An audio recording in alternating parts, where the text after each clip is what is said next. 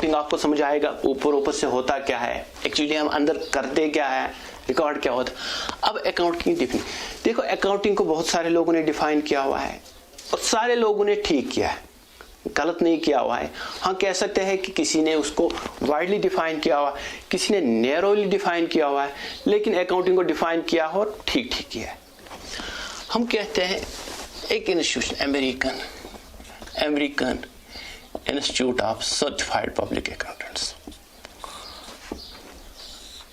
एक well known body है, renowned body है दुनिया की, इसकी बहुत अच्छी चलती है, अकाउंटेंसी के फील्ड में इसकी बहुत अच्छी चलती है। इन्होंने अकाउंटिंग को जो डेफिनेशन दी है वो accounting art of recording, summarising and interpreting then communicating the accounting information, rather business transactions in a significant manner, systematic manner, and expressed in terms of monetary terms, so इनकी जो definition होगी वो है recording, short में कहते हैं, उन्होंने कहा recording है, summarizing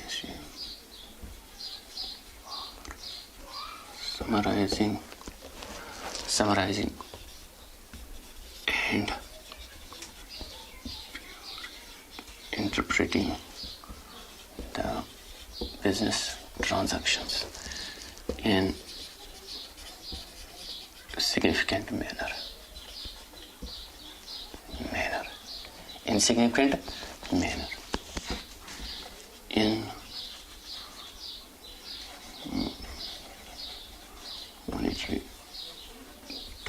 in monetary terms।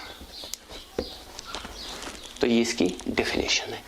Accounting का मतलब ये recording, summarising and interpreting the business transaction in a significant manner, recording in monetary terms, expressed in monetary terms. Actually ये बात करते हैं उन ट्रांजैक्शंस की, उन बिजनेस जिनका कैरेक्टर जो है which are of financial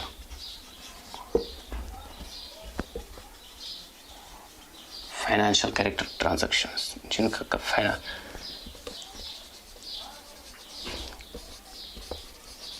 financial character होना चाहिए। फाइनेंशियल कैरेक्टर क्यों होनी चाहिए, समझ आ गया आपको? सो अकाउंटिंग जो है वो recording, summarising, interpreting the business transactions in a significant manner, record in monetary terms which are of financial character. ये इनकी डेफिनेशन, और सब लोगों ने किया है, ये सब लोगों ने इसी तरह किया है। कुछ कहते हैं अकाउंटिंग वो आइडेंटिफाइंग, पहले कहते हैं it's art of identifying, recording, classifying, उसके बाद समराइजिंग, इंटरप्रेटिंग, पहले इसके पहले एनालिसिस होती है, उसके बाद interpreting, communicating the business transactions. सबकी डेफिनेशन ऐसे ही है।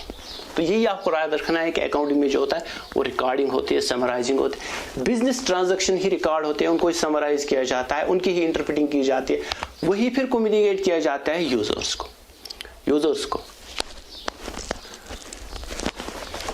इसकी डेफिनेशन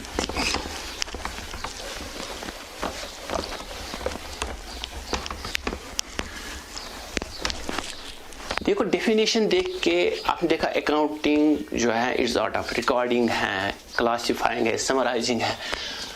तो इसमें एक्टिविटीज होती रहते हैं, रिकॉर्ड होता है, समराइज होता है, क्लासिफाई होता है। हम ये कह सकते हैं कि अकाउंटिंग जो है इट्स प्रोसेस, अकाउंटिंग जो है ये एक प्रोसेस है। प्रोसेस हम किसको कहते हैं? प्रोसेस हम उस चीज को कहते हैं जिसमें छोटे छोटे एक्टिविटीज हो, उनको पूरा करने के बाद एक बड़ी अमल खत्म हो जाती है, शुरू हो जाती है और फिर एंड हो जाती है। इसका मतलब है अकाउंटिंग जो है ये एक प्रोसेस है, ये कुछ एक्टिविटीज को कवर करती है।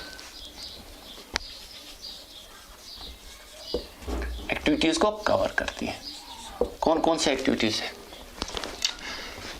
रिकॉर्डिंग हुई, रिकॉर्डिंग से पहले आइडेंटिफाई होता है, आइडेंटिफाइंग, उसके बाद मेजर होता है,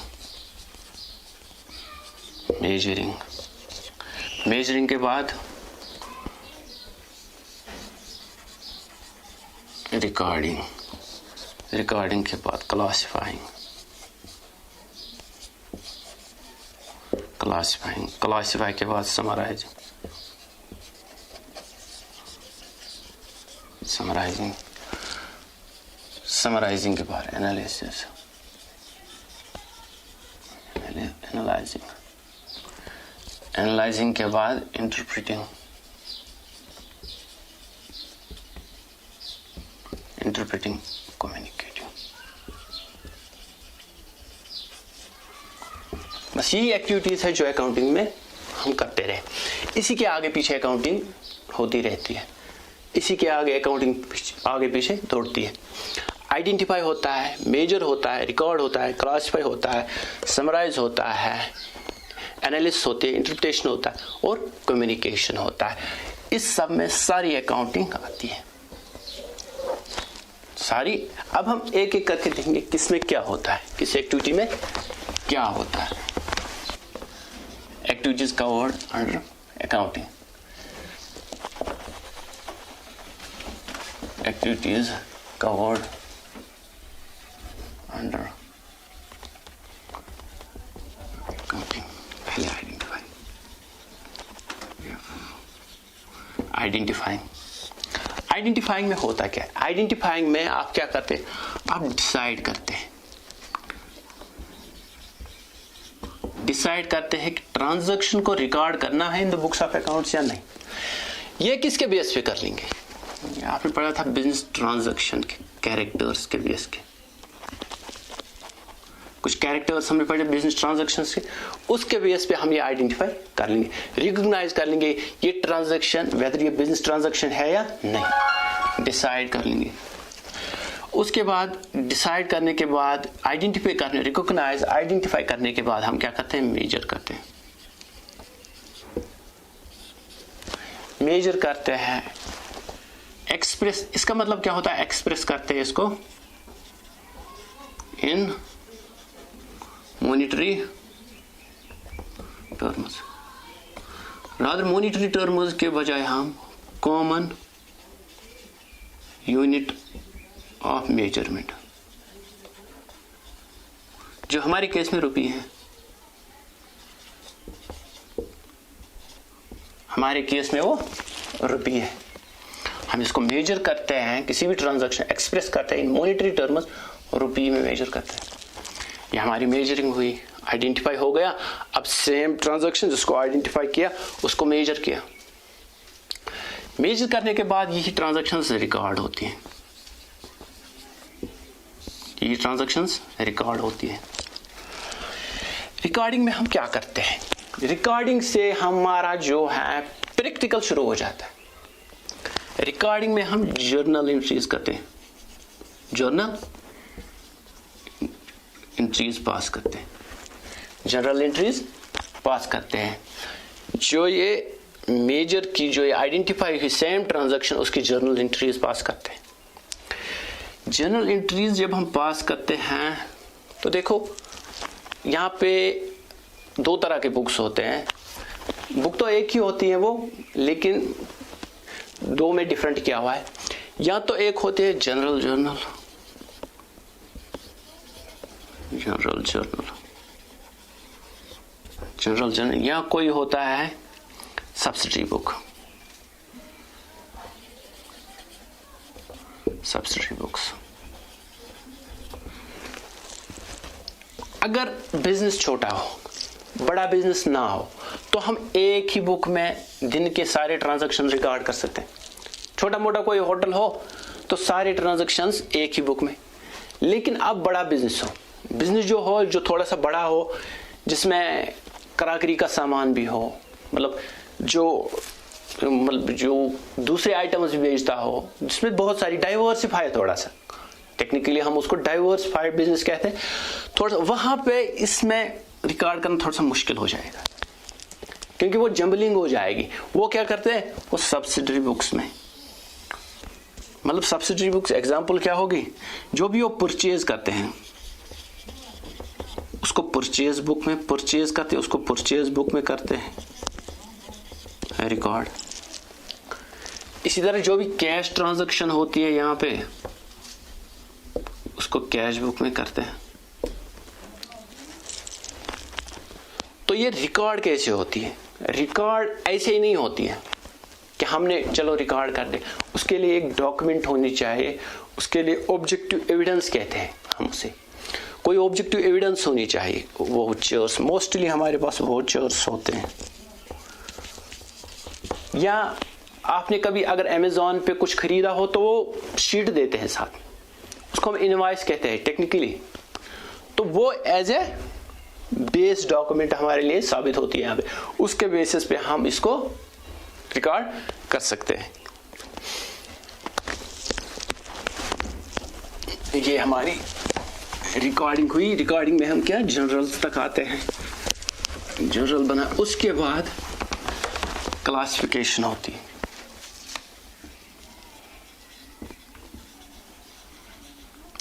क्लासिफिकेशन होती है।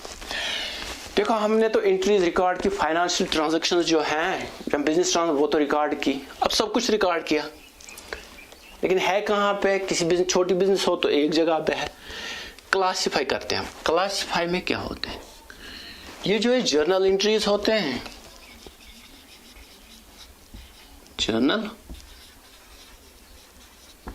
जनरल एंट्रीज होते हैं, इनको हम अपने अपने पर्टिकुलर हेड्स के अंडर रिकॉर्ड करते हैं। अब हम इनको एक जगह पे नहीं रखते हैं, अलग अलग हेड्स के अंडर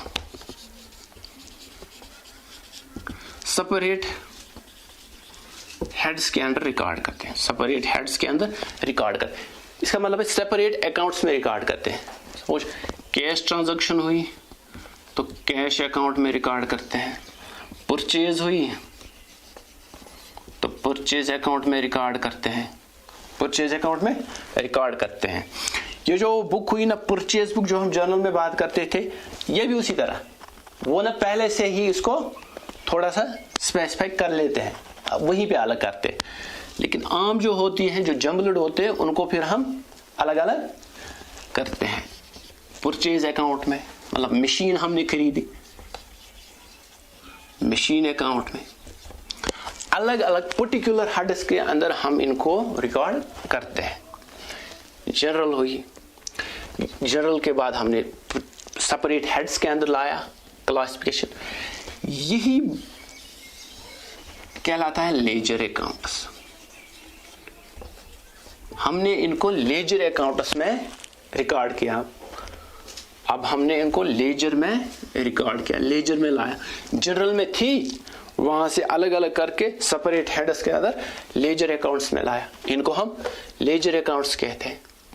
और जो प्रोसेस होती है जनरल से लेजर में लाना, इसको हम कहते हैं पोस्टिंग। पोस्टिंग में क्या है? ट्रांसफर होती है, एंट्रीज ट्रांसफर होती है from journal to ledger accounts under their particular heads. तो ये हुई क्लासिफिकेशन। क्लासिफिकेशन के बाद क्या आता है समझ।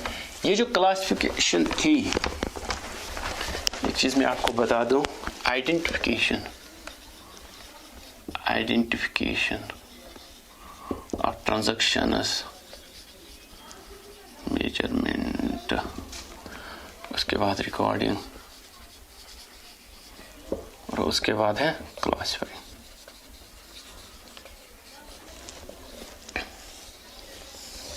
ये कहलाती है हमारी बुक कीपिंग।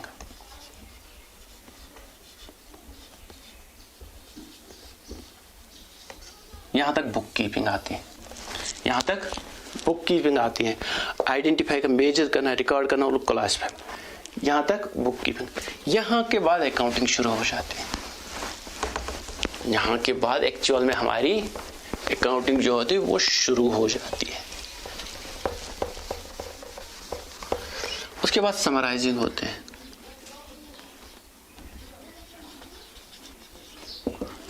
समराइजिंग में क्या होता है, यह आपको शॉर्ट में रखना।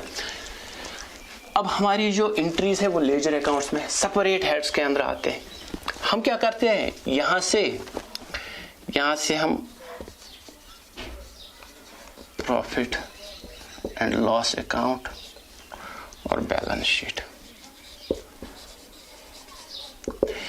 ये जो क्लासिफाइड ट्रांजैक्शंस उनको क्या करते हैं उनको हम अब रिप्रेजेंट करते हैं किसमें, प्रॉफिट एंड लॉस और बैलेंस शीट।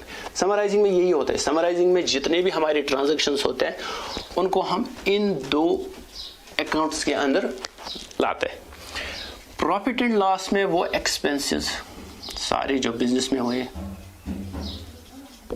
और जितने भी गेन्स हुए हैं वहां पे जो भी कुछ हमने गेन किया होगा या रेवेन्यू वो यहां पे ट्रांसफर किए जाते हैं। लेजर से ट्रांसफर किए जाते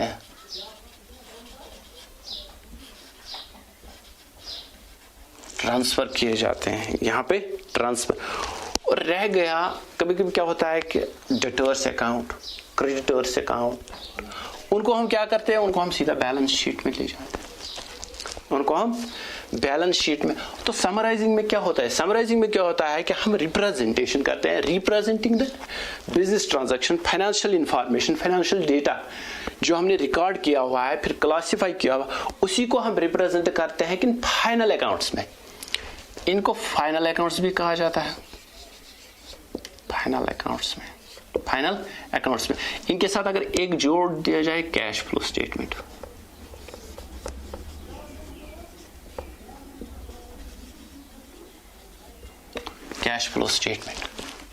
तो इनको फाइनल अकाउंट्स में हम क्या करते हैं, जो इंफॉर्मेशन होती है जो कि हमारे प्रोसेस्ड इंफॉर्मेशन होती है जिसको हम प्रोसेस करते हैं, यहाँ पे फर्दर प्रोसेस करने के लिए यहाँ लाते हैं हम बैलेंस शीट। और यहाँ पे किस लिए लाते हैं इनको, ताकि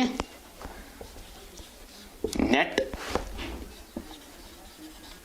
प्रॉफिट पता चल जाए, ताकि हमें बिजनेस का जो नेट पोजीशन है, नेट परफॉर्मेंस, हमारा नुकसान हुआ है या हमारा फायदा हुआ है, ये जानने के लिए हम उनको इसमें लाते हैं, नेट प्रॉफिट जानने के लिए। और अब जो हमारी वो अकाउंट जो क्रेडिटर्स अकाउंट वो सीधा बैलेंस शीट में हम रिकॉर्ड करते हैं। ये समराइजिंग हुई। अब जितना भी फाइनेंशियल डेटा था ना वो रिकॉर्ड हो गया, रिकॉर्ड होने के बाद समराइज भी हुआ एक जगह, नेट पोजीशन हमें पता चल गया। उसके बाद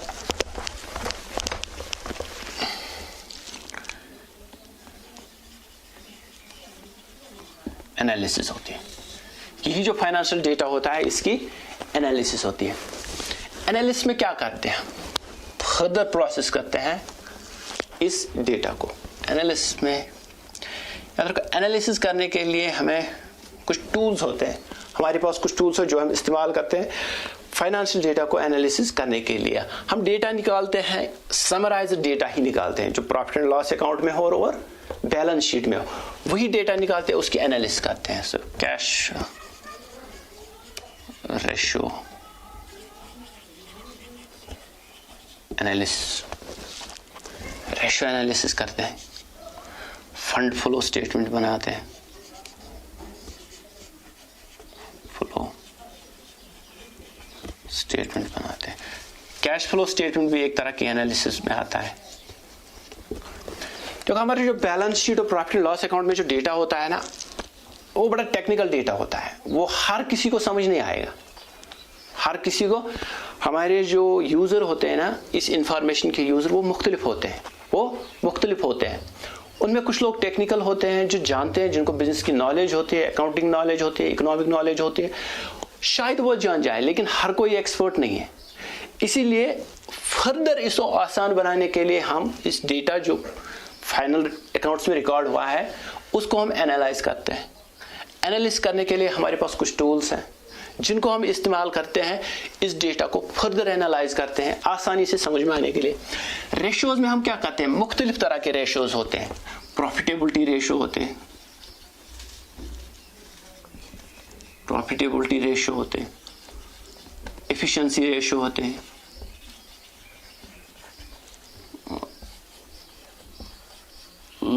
लॉन्ग टर्म रेशो होते हैं, लॉन्ग टर्म रेशो होते हैं, लॉन्ग टर्म बिजनेस पोजीशन को जानने के लिए हमारे पास रेशो होते हैं। प्रॉफिटेबिलिटी रेशो में हम क्या करते हैं, प्रॉफिटेबिलिटी देखते हैं हमारा प्रॉफिट कितना effectively as well as efficiently काम किया हुआ है। जैसे एफिशिएंसी रेशो एक रेशो है वर्किंग कैपिटल टर्नओवर रेशो। जब हम वो देखते हैं हम कहते हैं कि हमारा वर्किंग कैपिटल है वो कितना इफेक्टिवली वो बिजनेस में आया है और गया है, निकला है कितना इफेक्टिवली। और प्रॉफिटेबिलिटी रेशियोज जैसे हम कहते हैं gross profit ratio vis-a-vis to sales या विज़ाविज़ टू हमारे जो एक्सपेंसेस हैं उसके मुकाबले में हमारा प्रॉफिट कितना है, हमारा प्रॉफिट कितना है, 2% है, 3% है, कितना है, 1.5% है। इससे क्या होता है कि हमारे जो अंदर के जो एंट्रीज होते हैं, अंदर के जो आइटम्स होते हैं उनकी बात पता चल जाती है। देखो ये हमें दिखाएगा वर्किंग कैपिटल कितना है फाइनेंशियल स्टेटमेंट्स, लेकिन हमें ये पता नहीं है वर्किंग कैपिटल कितना इफेक्टिव है, कितना एफिशिएंट वर्किंग कैपिटल है हमारे पास। ये हमें बताएंगे ये रेशोज बताते हैं कितने इफेक्टिवली वर्किंग कैपिटल इस्तेमाल हुआ है बिजनेस में। ये हमारे एफिशिएंसी रेशोज बताएंगे, working capital turnover ratio, stock turnover ratio ये बताएंगे। और कैश फ्लो स्टेटमेंट हमारी कैश पोजीशन। देखो कभी कभी क्या होता है कि बैलेंस शीट एक बिजनेस का बहुत अच्छा होता है, इसमें पोजीशन जो होती है बिजनेस की बहुत अच्छी होती है, लेकिन एक बिजनेस इस काबिल नहीं होता है कि वो अपने एम्प्लॉइज को सैलरी दे सके। सैलरी मामला क्या होता है, ऐसा क्या होता है अगर बिजनेस पोजीशन अच्छी है, अगर बैलेंस शीट हमारी जो फिगर दिखा रहा है बहुत अच्छा पॉजिटिव दिखा रहा है, अच्छा दिखा रहा है, तो एम्प्लॉइज के लिए सैलरी क्यों नहीं है? सैलरी इसलिए नहीं, यहां पे कुछ खराबी होती है। हमारी कैश पोजीशन जो होती है बिजनेस में वो खराब होती है। होता है कि जब हमारे फिक्स्ड एसेट ज्यादा होते हैं, ये जो कैश होती है ना ये दिखता नहीं है, इसकी पोजीशन नहीं दिखती है कि कितना है, खाली दिखाएगा फिगर इतना है, भाई जरूरत कितना है, कब कितना आना है, कितना इफेक्टिवली फ्लो होता है, उसकी मूवमेंट कितनी है, यह हमें बताएगा कैश फ्लो स्टेटमेंट। यह हमें बताएगा कैश फ्लो स्टेटमेंट, ना कि बैलेंस शीट। बैलेंस शीट एक रॉ फिगर देगा हमें, भाई इतना है, भाई जरूरत कितना है, होना कितना चाहिए, ये बताएगा। और किस वक्त कितना जरूरत है वो हमें कैश फ्लो स्टेटमेंट बताएगा। ये एनालिसिस में आता है, ये सारा एनालिसिस में आता है। एनालिसिस के बाद हमारे पास इंटरप्रिटेशन होती है।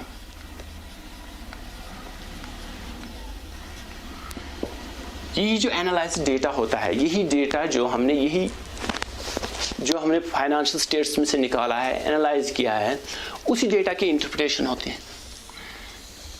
ये सब समझ आएंगे। ये देखो इकोनॉमी पे चले जाते हैं, चलो एक कंट्री की बात करते हैं। सपोज कहा गया है कि रिसेंट क्वार्टर में जो फिगर्स आए इंडिया के वो 3.5 3.6 के आसपास। ये क्या थी?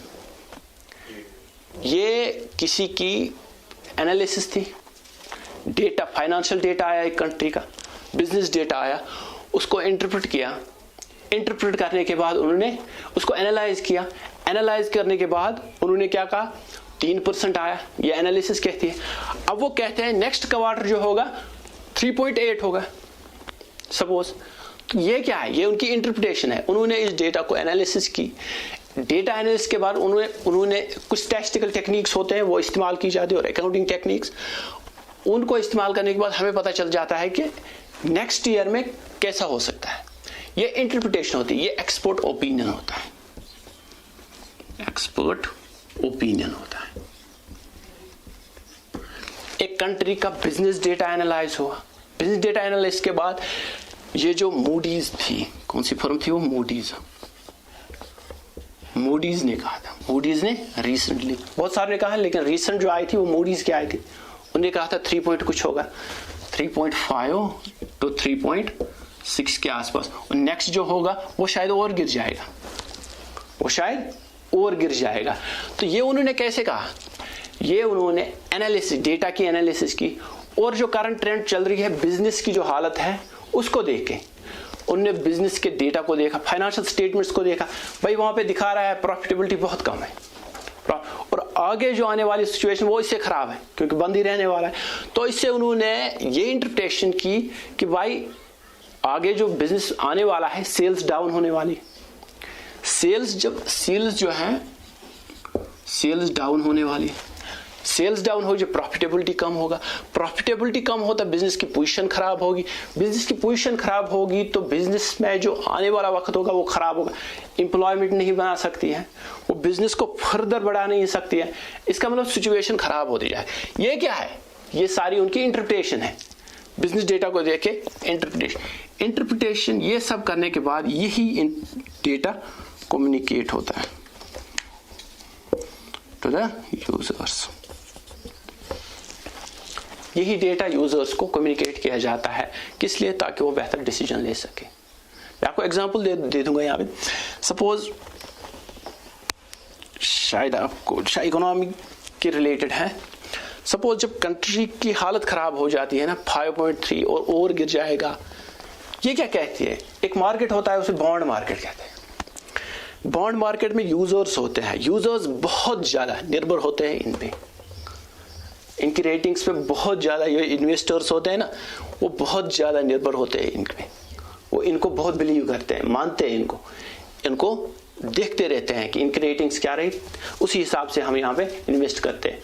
तो इन्वेस्टमेंट खराब हो सकती है अगर रेटिंग्स खराब आई। इन्वेस्टमेंट, रेटिंग्स एक्चुअली क्या है? ये इंटरप्रिटेशन है, रेटिंग्स इंटरप्रिटेशन है। तो ये एक्टिविटीज हैं अकाउंटिंग के अंडर जो हम कवर करते हैं।